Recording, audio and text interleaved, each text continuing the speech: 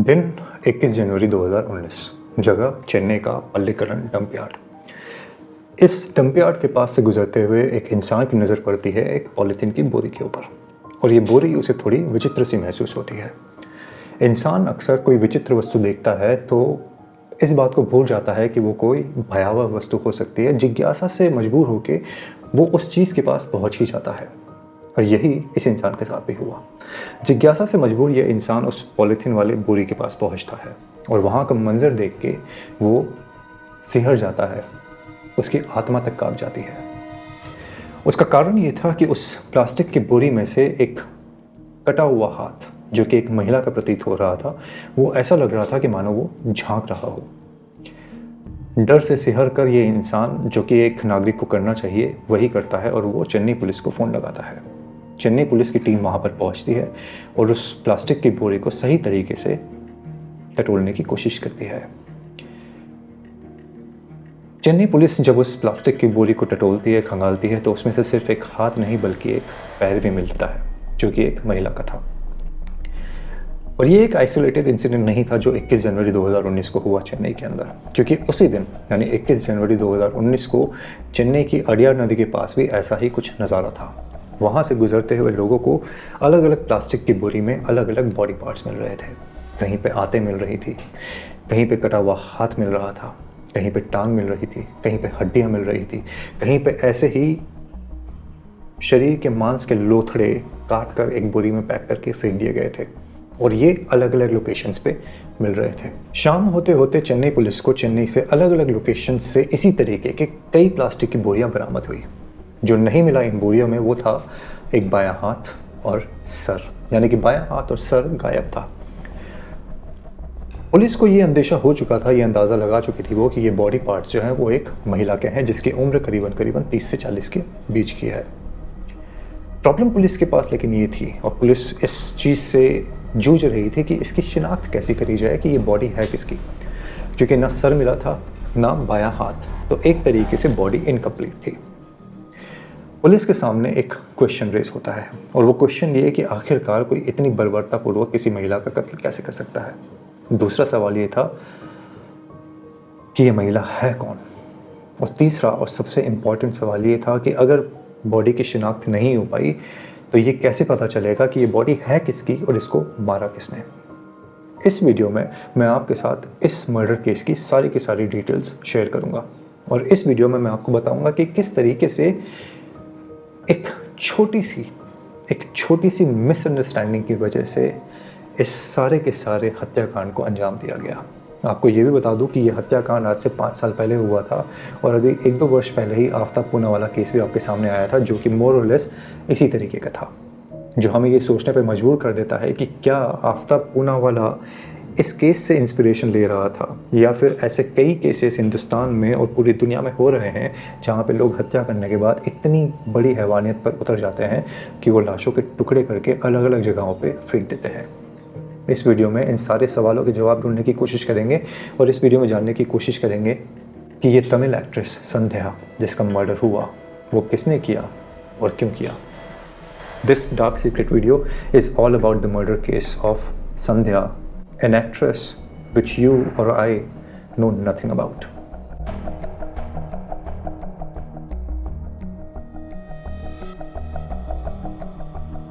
इस मामले की जांच करने के लिए चेन्नई के उस समय के जो डेप्यूटी पुलिस कमिश्नर थे मुत्तुस्वामी जी, वो 11 सर्च टीम को संगठित करते हैं। उनका उद्देश्य ये था और उनका सोचना ये था कि विशाल डंप यार्ड जो है वहाँ पे इस लाश के और भी टुकड़े मिल सकते हैं, और यही वो कारण है कि जनवरी के उस महीने में 2019 में 11,700 टन कचरे को खंगाला गया, और वहाँ पे इस बॉडी के मिसिंग पार्ट्स को ढूंढने की कोशिश करी गई। कुछ मिसिंग पार्ट्स मिले भी, जो नहीं मिला वो था बायां हाथ और सर। ये दोनों की दोनों चीज़ें अभी भी मिसिंग थी। जांच में तेज़ी लाने के लिए ये बहुत ज़रूरी था कि पुलिस पहचान कर सके कि आखिरकार ये बॉडी है किसकी। पुलिस ने बीते कुछ महीनों में जितनी भी मिसिंग कंप्लेंट्स आसपास के थानों में या पूरे राज्य में फाइल करी गई थी, उसके द्वारा उसको क्रॉस वेरीफाई करने की कोशिश करी, पर पुलिस को कहीं से भी सफलता नहीं मिल रही थी। जितने भी बॉडी पार्ट्स मिले उसको एक बॉडी की तरह लगा कर सजा कर उन फोटोज़ को अलग अलग पुलिस स्टेशंस में सर्कुलेट किया गया, इस उम्मीद में कि शायद कहीं से कोई इंसान अपने किसी मिसिंग घर वाले को ढूंढते हुए इन फ़ोटोज़ को देखकर पुलिस तक पहुंच सके और इस बॉडी को क्लेम कर सके। इस बॉडी को क्लेम करने के साथ साथ वो शिनाख्त भी कर सके कि ये इंसान है कौन, और शायद उस वजह से पुलिस को इस केस को सॉल्व करने में मदद मिल जाती। पर ऐसा हो नहीं रहा था। चेन्नई के राजीव गांधी जनरल हॉस्पिटल में इस बॉडी का पोस्टमार्टम किया गया था और इस बात की पुष्टि हो चुकी थी कि ये बॉडी किसी महिला की ही है।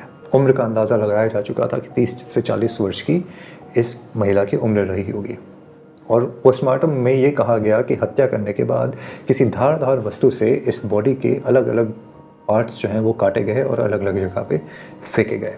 लाश की पहचान करी जा सके इसलिए न्यूज़ चैनल्स की भी मदद ली गई, अखबारों की मदद ली गई। इन फोटोज़ को हर जगह सर्कुलेट किया गया, हर जगह दिखाया गया, लेकिन पुलिस को कहीं से भी कोई भी सुराग नहीं मिल रहा था। इसी दौरान पुलिस ने इस लाश का जो हाथ मिला था उस पर गुदे हुए एक टैटू की तरफ ध्यान दिया। वो टैटू था शिव जी का और उसके ऊपर बना हुआ था एक ड्रैगन। पुलिस को ये लगा कि शायद इस टैटू की मदद से इस महिला को ढूंढा जा सकता है। हालांकि एक टैटू के माध्यम से शिनाख्त कैसे करी जाती और कैसे ढूंढा जाता है एक कातिल को, पुलिस अभी भी उसके बारे में प्लानिंग फेज में ही थी। उन्हें कोई आइडिया नहीं था कि इसको एग्जीक्यूट कैसे किया जाए, इस प्लान को सक्सेसफुल कैसे बनाया जाए। पर पुलिस को एक लकी ब्रेक मिलने वाला था। ठीक इसी दौरान चेन्नई के थुत्तुकोडी पुलिस स्टेशन के अंदर एक महिला के द्वारा एक मिसिंग कंप्लेंट करवाई जाती है। ये महिला कहती है कि उसकी बेटी पिछले 20-25 दिनों से गायब है। बेटी का नाम था संध्या, उम्र थी 38 वर्ष। जो अंदेशा इस बॉडी को देखकर लगाया गया था कि ये महिला है और 30 से 40 वर्ष की उसकी उम्र है, ये मिसिंग कंप्लेंट उससे काफ़ी ज़्यादा मैच खाती थी। जिस महिला ने मिसिंग कंप्लेंट दर्ज कराई थी संध्या नाम की इस महिला के बारे में, उसने ये भी बताया कि संध्या मैरिड है, 2 बच्चों की माँ है और जाफर खान पेट में अपने पति बालकृष्णन के साथ रहती है। बालकृष्णन साउथ की मूवीज़ में, तमिल मूवीज़ के अंदर एज असिस्टेंट डायरेक्टर काम किया करते थे। संध्या की माँ ने यह भी बताया कि वो पिछले कई दिनों से कोशिश कर रही थी अपनी बेटी से बात करने की और यही वजह थी कि वो बालकृष्णन को बार बार फ़ोन कर रही थी पर बालकृष्णन उससे उसकी बात नहीं करवा रहे थे। इवेंचुअली बालकृष्णन ने इसकी माँ को ये जवाब दिया कि उसकी बेटी मायके जाने के नाम से 19 तारीख को, जिस दिन ये बॉडी पार्ट्स मिलने शुरू हुए थे, 19 तारीख को घर से निकली और उसके बाद से उसकी कोई भी कॉन्वर्सेशन उसके साथ नहीं हुई है। इस बॉडी की शिनाख्त करने के लिए पुलिस वाले फिर इस महिला को थाने बुलाते हैं, उस हॉस्पिटल बुलाते हैं जहाँ पे ये बॉडी रखी हुई थी। शरीर पे जो तिल के निशान थे और हाथ पे जो टैटू गुदा हुआ था उसको देखकर ये महिला कंफर्म कर देती है कि ये बॉडी संध्या की ही है। हाथ और पांव जो कटे हुए मिले थे उसके ऊपर कुछ गहने भी थे, उनको देखकर भी इस बात की पुष्टि कर दी जाती है कि ये संध्या की ही बॉडी है। पुलिस फिर भी कंफर्म करना चाहती थी ऑफिशियली कि ये संध्या की ही बॉडी है और यही वो वजह है कि डीएनए टेस्टिंग के लिए बॉडी पार्ट्स को, उसके सेल्स को भेजा जाता है और ये डीएनए टेस्ट सक्सेसफुली ये साबित कर देते हैं कि ये संध्या जो है वो इसी परिवार से आती है जिनके द्वारा मिसिंग कंप्लेंट करवाई गई है। लाश की पहचान के बाद पुलिस बालकृष्णन को सबसे पहले उठाती है। बालकृष्णन वही स्टोरी मेंटेन करता है कि मेरा उससे झगड़ा हो गया था और वो मायके का नाम लेके 20 तारीख को घर छोड़कर चली गई थी। बालकृष्णन कंसिस्टेंटली एक ही स्टोरी कह रहा था, पर मैं आपको कई वीडियोस में पहले कह चुका हूँ कि जब पुलिस वालों का डंडा पड़ता है तो अच्छे अच्छे इंसान बोलते हैं। बालकृष्णन भी बोला और उसने इस बात को एक्सेप्ट किया कि 20 तारीख को उसका अपनी पत्नी से झगड़ा हो गया था और उस झगड़े में गुस्से में आके उसने अपनी पत्नी का उसी दिन कत्ल कर दिया था। बालकृष्णन के अनुसार उसकी और संध्या की मुलाकात 17 वर्ष पहले हुई थी और इस शादी से उनके 2 बच्चे भी थे, एक बेटी जो कि करीबन 17 वर्ष की थी और बेटा जो कि 10 वर्ष का था।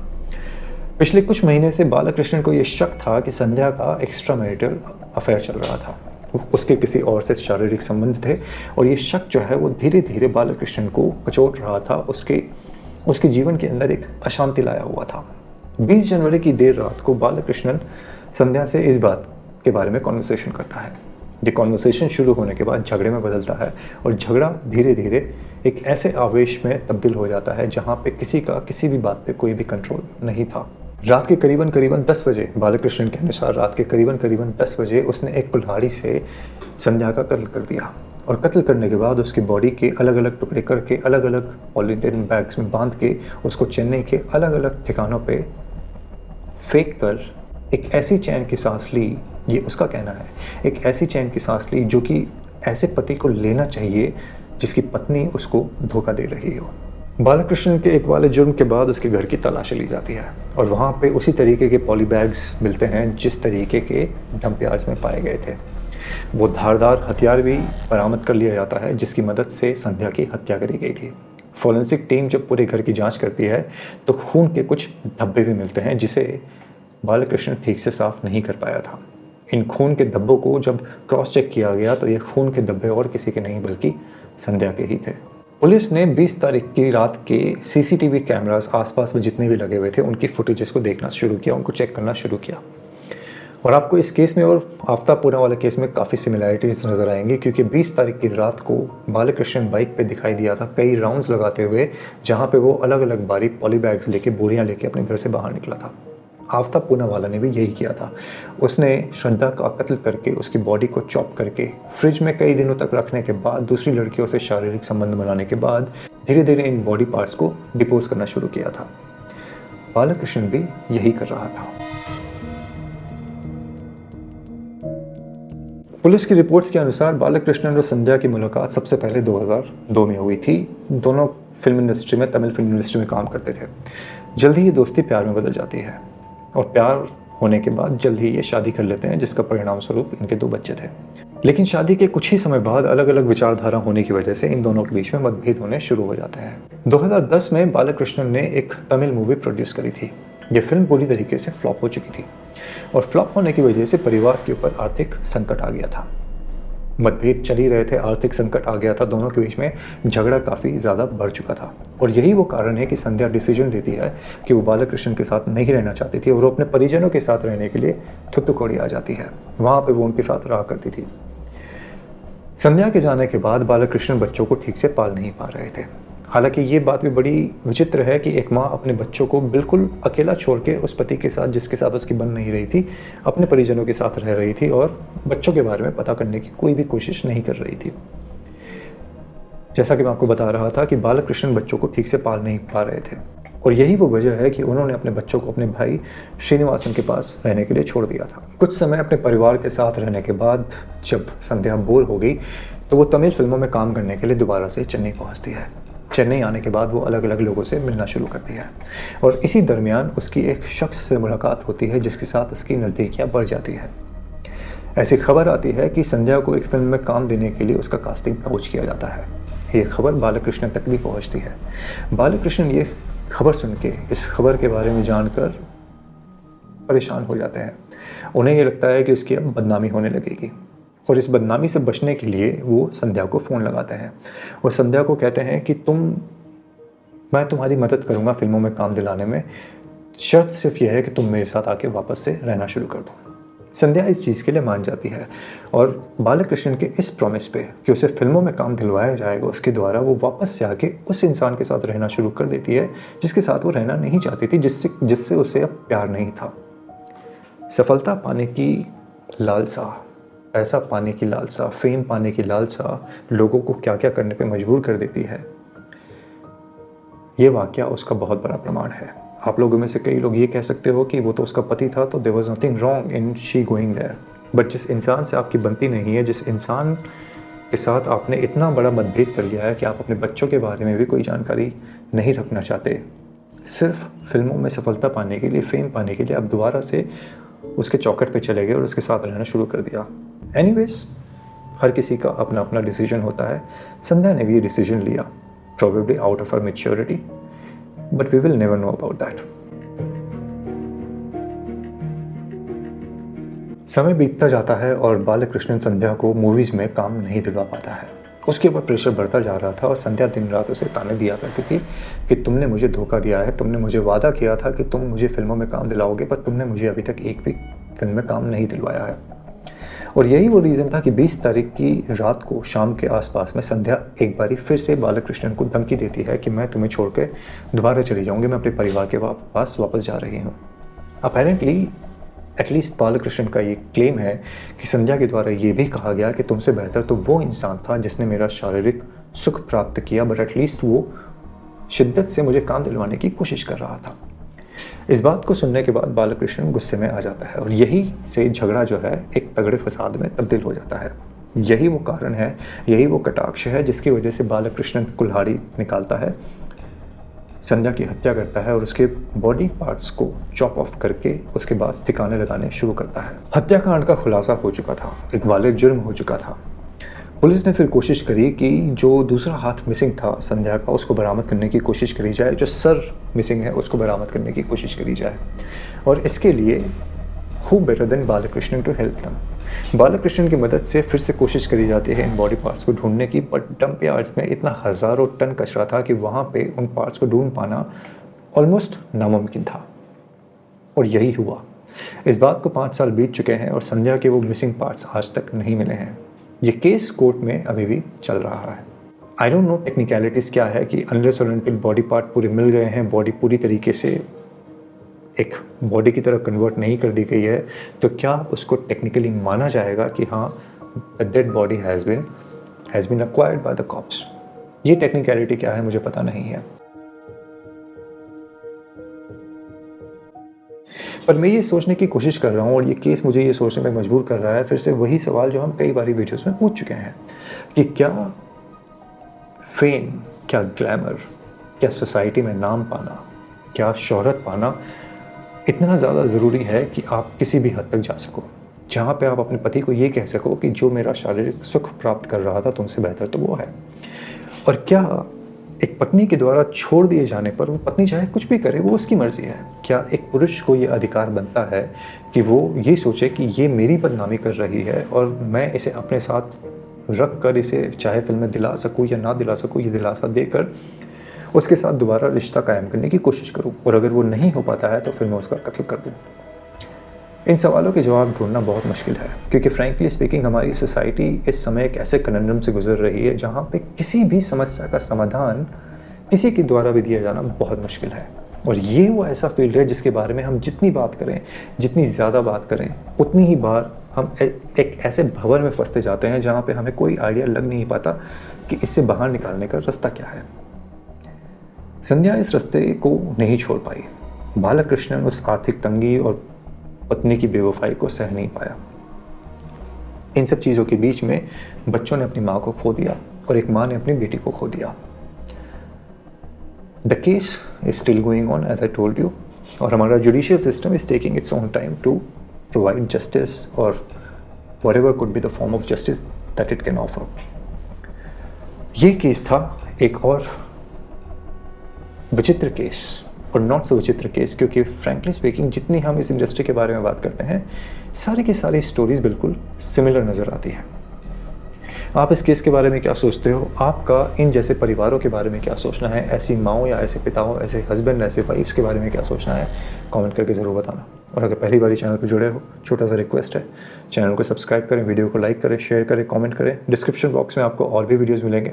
डार्क सीक्रेट्स एक ऐसी सीरीज़ जिसके अंदर आपको बॉलीवुड से रिलेटेड, पॉलिटिक्स से रिलेटेड, हिंदुस्तान की हिस्ट्री से रिलेटेड ऐसे फैक्ट्स वाले वीडियो मिलेंगे जो आपको एक एक वीडियो में एक स्पेसिफिक टॉपिक जिस तरीके से प्रस्तुत किया गया है बहुत ही कम देखने को मिलेगा यूट्यूब पे। तो मेरा रिक्वेस्ट है आपसे कि उनको जाके ज़रूर देखें। वीडियो को ख़त्म होने के बाद अगर आप लाइक करते हैं तो हाइप का एक ऑप्शन आएगा, हाइप करके वीडियो को आगे पहुँचाने में हमारी सहायता करें। It goes a long way. आज समय देने के लिए धन्यवाद। इस वीडियो को यहीं पे समाप्त करता हूँ। अगले वीडियो में जल्द मुलाकात होगी। जय श्री राम, हर हर महादेव। ध्यान रखना।